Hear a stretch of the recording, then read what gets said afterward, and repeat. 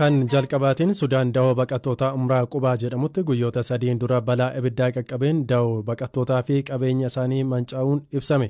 Sudaanitti dubbii himtuun jaarmiyaa dhimma baqattoota UNHCR Giiliyaa Raafaayilii akka himteetti balaa kanaan manneen 70 ta'an gubataniiru. Lubbuu namaarra balaan ga'e hin jiru jetti.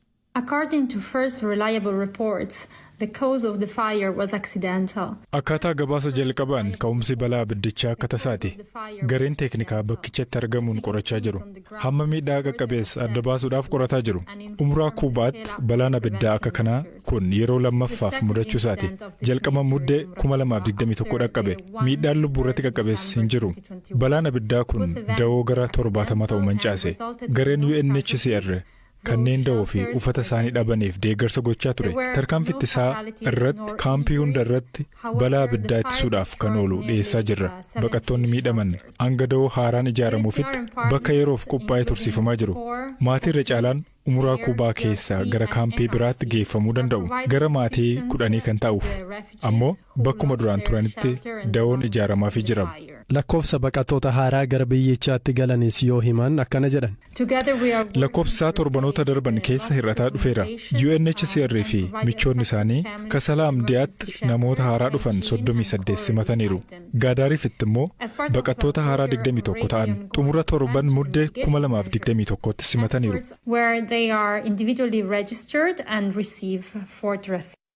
Waggaa tokkootiin dura waraanni kaaba Itiyoophiyaatti erga eegaleenas Itiyoophiyaarraa baqattootni 60,000 ol gara biyya ollaa jirtu Sudaanitti baqataniiru. Miiliyoonaan kan tilmaamaman ammoo biyyuma keessatti qe'ee isaaniirraa buqqaaniiru.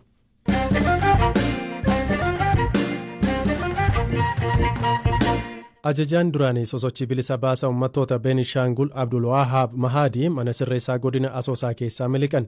Sirreeffamaan kun kan miliqee yeroo hojii misoomaaf sirreeffamtoota kaan waliin dirreetti bahan ta'u hoogganaan biiroo ijaarsa nageenyaa fi tasgabbii naannichaa obbo Gaashuu Dugaas BBC'tti himaniiru. Akka gabaasaaleen himanitti Abdulwahaab osoo mana hidhaatii hin miliqiin dura hidhaan waggoota 9 irratti muramee ture. Bara 2009 hidhaan umurii guutuu irratti murame. Bara 2010 ammoo mana hidhaa keessaa miliqee gara Eertiraatti galuun dhaabbilee qabsoo hidhannoo gaggeessaa turan kaan waliin hojjechaa akka ture himama. Eenyummaa fi haalatti miliqees hoogganaa ijaarsa nageenyaaf tasgabbii naannichaa kan ta'an obbo Gaashuu Daagus gaafadheera. Abdulwahaab Mahadii ነው የሚባለው ከሳምንት በፊት ነው ኦሬዲ ያመለጠው. Maqaan isaa Abdulwahaab Mahadii jedhama. Torban duradha kan miliqe. Namni kun yakka adda addaan shakkamee yeroo dheeraaf mana hidhaa godina Asoosaatti hidhamee ture. Yeroo dhiyoo karaa adda addaa iyyatee hojii misoomaa adda addaa irratti hirmaachaa ture. Haa ta'u malee of dagachuu poolisootaa irraa kan ka'e akkasumas sirreeffamaa amanamaa ta'uusaa yeroon irratti murames dhumaa jira kan jedhu irraa ka'uun dagatanii miliqee badeera. Namootni eegumsaa fi ordoffii hin godhin hafan maal ta'u kan jedhu fuulduratti kan ilaalamu ta'a. Namni kun duraan hoogganaa waraana Beeniin jedhamuun naannicha keessa socho'aa tureeti. Waggoota dheeraaf qabsoo hidhannoo nama gaggeessaa turedha. Haa ta'u malee waamicha qabsoo nageenyaa mootummaan naannichaa fi mootummaan biyyattii taasiseenidha deebi'uun karaa nagaa socho'aa kan turan. Innis Eertiraarraa akkasumas miseensotni isaanii bosona turan waamicha taasifameefiin kan karaa nagaa uummatatti makamuun jiraataa turan. Haa ta'u malee rakkoo nageenyaa magaalaa Asoosaatti waggoota duraa mudateen shakkameeti kan hidhamee ture. Amma gara waggaa 4 waan hidhametti fakkaata.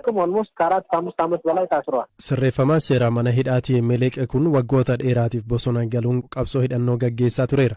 Naannoo Beenishaangul Gumuz keessas bakkeewwan hedduu keessa socho'uun waggoota dheeraa waan dabarsee fi hulaawwan ba'umsaa adda addaa beekuu ni danda'a.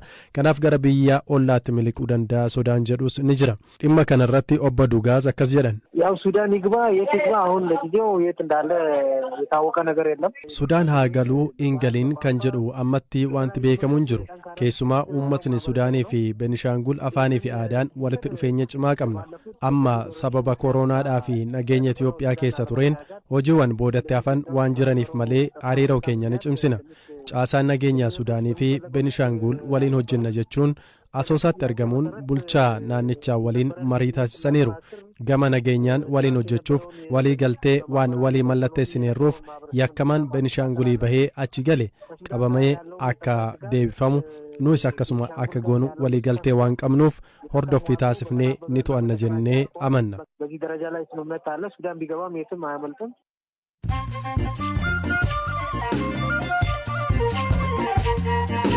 Sagantaa raadiyoo BBC Afaan Oromooti kan hordofaa jirtan oduuwwan gaggabaaboon isinitti hima. Balaliin xiyyaara magaalaa Finfinnee Kombolchaa adda citee ture deebi'ee itti fufuuf akka jiru daandiin qilleensa Itiyoophiyaa beekse.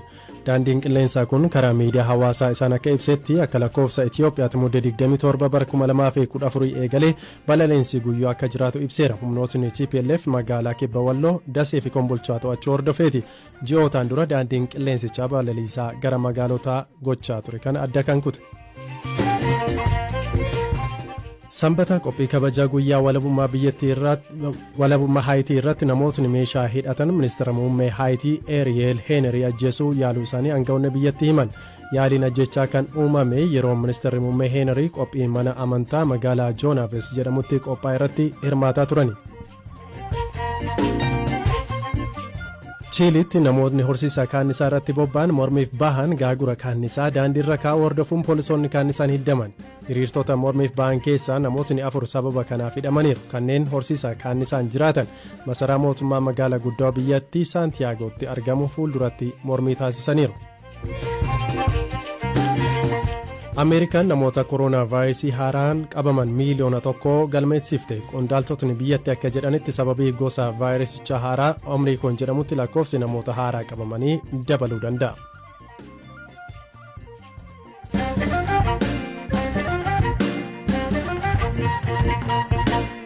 Kan itti aanutti yoo darbinu paartiin haqaa hawaasummaa lammiilee Itiyoophiyaa yookaan Izeemaa hojiiwwan mootummaa kan hordofan ministeerota kaabinee 22 aangoorra jiran gitan hundeeffatee hojii jalqabuu beeksise. Izeemaan ibsa baasee keessatti kaabineen gitaa kun hojii guyyuu mootummaa hordofu wixineewwan seeraa bahan qeequu yaada wixinee imaammataa baasuu fi hojiiwwan kanaan wal fakkaatan raawwata. Barreessaa kaabinee gitaa paartichaa obbo Yimmasgan Masaafinti BBCtti akka himanitti kaabinee kana hundeessuun kan barbaachiseef demokiraasiif jijjiirama biyyaaf akkasumas daandii misoomaa biyyattiin irra deemtu irratti gahee guddaa ni qabaata jedhamee akka ta'e himaniiru. Kun muuxannoo idil addunyaa irratti beekamudha. Yeroo jalqabaaf Ingiliz bara 1963 kaabinee addaa jechuun yaada kana fidan. Biyyoonni lixaa dimokiraasii ammayyaawaa hordofuu jedhamee amanama. Yaadni kun dimokiraasii jijjiirama biyyaa fi misooma biyyaaf bu'aa qabaate jennee amanna. Kana malees paartii yeroo filannoof qofa walitti qabame akka hin taane agarsiisuu fi paartii baroota ce'uudhaan jiraatu ijaaruu ta'uusaa agarsiisuufidha kan kana finne. Jijjiirama biyyaas akka dhaabbataatti hordofuu fi sirriitti deemaa jiramoo haala akkamiirra jiraa kan jedhu adda baasuufidha. Izeemaan kan kana fide filannoo itti aanu irratti cimnee dhiyaachuudhaaf nu gargaara. Izeemaan caasaa fi ijaarsa akka qabu beekamaadha. Caasaan isaa mootummaa biyyattii harkaa fudhachuu fi gaggeessuu akka danda'u agarsiisuufidha. Paartii morkataa fi cimaa ta'uu keenya agarsiisuufidha. Kaabineen addaa kunis kan barbaachise. Filannoon biyyaalessaa Itiyoophiyaa erga gaggeeffame mootummaa haaraan fulbaanaa darbe keessaa hundeeffame. Kaabinee haaraa kana paartiin Izeemaa amma hundeessuu maaliif barbaachise jennee yoo gaafannus akkas jedhan. Waxabajjii 14 filannoon biyyaalessaa gaggeeffame. Mootummaan ammaa kan hundeeffame fulbaana 24. Yeroo sana immoo otoo hin turin biyyi waraanatti galtee jirti. Yeroo muddamaa sana keessatti ibsuun paartii akka keenyaarraa waan eegamuu miti. Waraana Itiyoophiyaan itti galtee jirtu injifannoon xumurree booda hojii siyaasaa keenya hojjannaa jennee tursiifne. Onkoloolessa 8dha ifa gochuun anis kan hin hojii eegale. Garuu haala biyyi keessa jirturraa ka'uudhaan kana osoo hin ibsiin turre.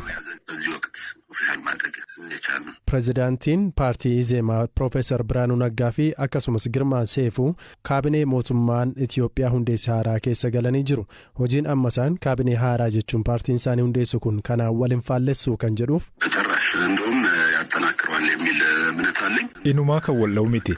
Inumaayyuu ni cimsa jennee abdanna. Waan kun seera qabeessummaa isaa kan argate iyyuu ittiin bulmaata Izeemaa keessaa waa'ee kanaa kan dubbatu kan boordii filannoo biyyaalessaan ragga'edha. Dambiin ittiin bulmaataa Izeemaa keewwanni 7 muraa tokko jalatti mootummaan taanu taanaan kaabinee akka tiyyuu kana hundeessina. Dhaabbilee biyyaaf bu'aa guddaa qaban irratti hooggantoota ni muudaa kan jedhudha. Kun ammoo hojii jiru hordofuudhaaf haala mijeessa. Mootummaa faallessuuf osoo hin taane hojii mootummaa jala bu'ee hordofuuf gargaara. Mootummaan kaabinee paarlaamaan fudhatama argatan 22 muudeera. Kaabineen tiyyuu akkasumas 22 ta'a jechuudha. Hoogganaa fi ittaanaasaa yoo itti daballu immoo lakkoofsisaa kan dabalu ta'a.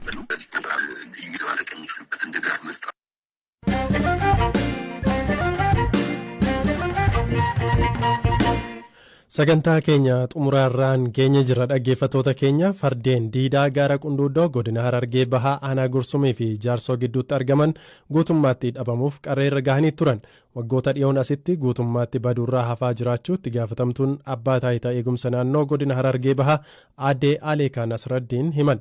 Lakkoofsi fardeen diidaa kanaa 9 gara 29tti kan ol guddate yoo ta'u yeroo ammaa waardiyaan qacaramee fi eegamaa jiru jedhan. Kunuunsa fardeen gaara qundoodoo irratti yuunivarsiitiin Haramayaa fi Inistituutiin heddumna lubbuu qabeeyyii Itoophiyaa hirmaachuu jalqabu aadde Aleekaan waa'ee lakkoo hirphaa gammachuutti himaniiru. Fardeen qundoodoo gaara Gursum aanaa Jaarsoo fi Gursum gidduutti argama. Amata dheeraa ol warra galmeesseedha. Kunuunsi adda addaa godhamaaf hin turre yeroo dheeraadhaaf achuma irra turanu karaa badiitti jechuun sanyiin isaanii karaa dhabamuutti gahee ture. Sanboota uummanni naannawaa sanii haga achirra jiru fuudhee kunuuf biratti kunuunsuu eegale. Dhimmicha karaa immoo abbaa taayitaa eegumsa naannoo godina Harargee Bahaatii fi abbaa taayitaa eegumsa naannoo Oromiyaa waliin ta'uudhaan fardeen gaara qunduudoo kana bakka deebisuu hojiin bal'aa hojjetame. Yeroo sanatti uummata harka fardeelee jiran karaa gaaratti akka deebi'an godhame. Baay'inni isaanii amma sadarkaa maaliirra jiru? Fardeen sun amma badiirraa hafaniiru? Fardeen kun lakkoofsa 9 irraa amma karaa 29 babal'atanii jiranii. Mee madda turizimii gochuu irratti namoonnis bakka sana dhaqanii daawwatanii akka jedhaniif maaltu guutamee jira amma? Amma wanni guutame fardeeleen kanaaf eegumsi akka godhamu waardiyyaan waanuma jiru lubbu qabeeyyii federaalaa wajjin taa'amee duraanuu akka naannoo Oromiyaatti eegumsa godhaa jiranii. Garuu immoo gaarichi ol ba'uudhaaf saammaan kanatti bu'uuraaleen misoomaa naannawaa sana ijaaramuu qabu, infiraastiraakcharii naannawaa sana ijaaramuu qabu, bahii guddaa barbaada waan ta'eef amma oliin baay'ee jetti sa'a takkaa fi daqiiqaa 20 ol baata gaaruma ol deemu kana. Haalli mijataan hin jiru bahii isaaf rakkisaadha. Kanaafuu san hojjetanii turizimiidhaaf oolchuudhaaf Haramaya Yuunivarsiitiinis hubannoo kennuudhaa wajjin wal qabatee Inistituutiin lubbu qabeeyyii federaalaatis akkuma naannoo biraa keessatti hojjechaa jirutti Oromiyaa keessatti godina Harargee Bahaa Gursum fardeen gaara qunduudoo kana kunuunsuudhaa wajjin madda turizimii godhuudhaa wajjin wal qabatee waliin akka hojjannu waliigaltee waliin mallatteessinee marii bal'aa gaggeessinee kan irratti waliigalame ta'uu isaati. Fardeen kun namatti madaqaniiru? Nama wajjin jiraatanii eegumsi ni godhamaa fi mana ni qabanii manni ijaaramee jira akkuma wannitti akka faayisaa galanii bulanii bakka nyaataa fi dhugaatii ni qabanii nama wajjin nuti kan jiraachaa jiran gaara sanarra kophaadha akka duraanuu beekamu kophaadha.